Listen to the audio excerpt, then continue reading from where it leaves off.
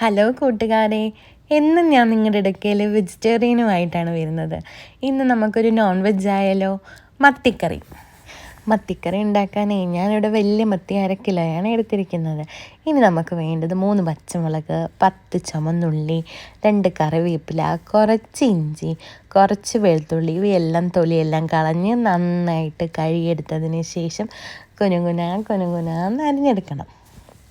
അപ്പം അത് റെഡിയായി. ഞാനിവിടെ എടുത്തിരിക്കുന്നത് 2 ചെറിയ കുടംപുളിയാണ്, അത്യാവശ്യം പുളിയുള്ളതാണ്. നമ്മൾ മൺചട്ടിയിലാണ് കേട്ടോ മീൻകറി ഉണ്ടാക്കുന്നത്. അപ്പോൾ എണ്ണ ചൂടായി വന്നിട്ടുണ്ട്. അപ്പം കടുക് ചേർത്ത് കൊടുത്തു. ഇനി നമുക്ക് ഉലുവ കൂടി ചേർത്ത് കൊടുക്കാം. ചെറുതായിട്ടൊന്ന് ചൂടായാൽ മതി, കരിഞ്ഞു പോകരുത്. ഇനി നമുക്ക് അരിഞ്ഞു വെച്ചിരിക്കുന്നത് ഓരോന്നായിട്ട് ചേർത്ത് കൊടുക്കാം. ആദ്യം ഞാനിവിടെ ആഡ് ചെയ്ത് കൊടുക്കുന്നത് ഇഞ്ചിയും വെളുത്തുള്ളിയാണ്.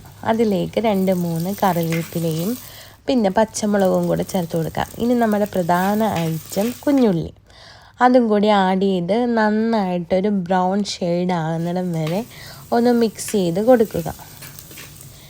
ഇപ്പം ഏകദേശം ഒരു ബ്രൗൺ കളർ ആയിട്ടുണ്ട്. ഇനി നമുക്ക് മസാലകൾ ചേർക്കാം. 1/4 ടീസ്പൂൺ മഞ്ഞൾപ്പൊടി, 1/2 ടീസ്പൂൺ മല്ലിപ്പൊടി, 2 ടീസ്പൂൺ മുളക് പൊടി.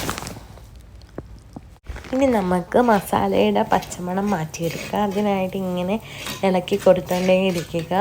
പ്രത്യേകം ശ്രദ്ധിക്കുക, കരിഞ്ഞു പോകരുത്. അങ്ങനെ പേടിയുള്ളവർക്ക് സ്റ്റൗ ഓഫ് ചെയ്തിട്ട് നമുക്കിങ്ങനെ ചെയ്ത് കൊടുക്കാവുന്നതാണ്. എണ്ണ തെളിയുന്നിടം വരെ നമ്മൾ കരിഞ്ഞു പോകാതെ ഇളക്കി കൊടുക്കുക. ഇപ്പോൾ ഏകദേശം എണ്ണ തെളിഞ്ഞ് വന്നിട്ടുണ്ട്, നിങ്ങൾക്ക് കാണാൻ പറ്റും. ഇനി നമുക്ക് കുറച്ച് വെള്ളം ആഡ് ചെയ്ത് കൊടുക്കാം. ആവശ്യത്തിന് നോക്കിയിട്ട് കുറച്ചായിട്ട് ആഡ് ചെയ്ത് കൊടുത്താൽ മതി. ഞാൻ ഇച്ചിരി കൂടെ ആഡ് ചെയ്ത് കൊടുക്കുന്നുണ്ട്. ഇനി നമ്മുടെ പുളി കൂടി ഇതിനകത്ത് ചേർത്ത് കൊടുത്ത് കുറച്ച് ഉപ്പും കൂടെ ആഡ് ചെയ്ത് നമുക്കിതൊന്ന് തിളയ്ക്കുന്നിടം വരെ വെയിറ്റ് ചെയ്യാം. എന്നിട്ട് വേണം നമുക്കിതിലേക്ക് മീൻ ആഡ് ചെയ്ത് കൊടുക്കാം.